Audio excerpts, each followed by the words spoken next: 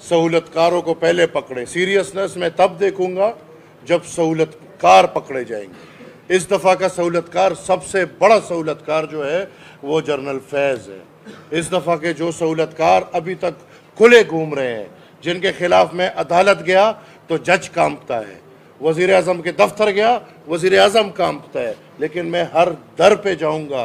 उनसे पहले उनसे पूछें कि आपको ऐसी क्या खुजली हुई, sorry to use these words, कि आप फ़ौरन उठ के इतने ऑपरेशंस, भाई रद्दुल फसाद, ज़रबे अज़ब, पता नहीं कितने अच्छे अच्छे नाम रखे थे, उस ऑपरेशंस के नतीजे में अवाम का तो बेड़ा गर्क हो गया, लेकिन ये दहशतगर्द भी मुल्क के उस पार चले गए।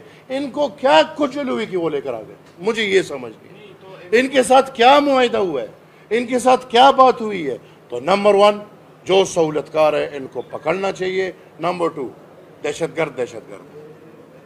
इसका मोटिव आप देखिए, वो क्यों ये सब कर रहे हैं?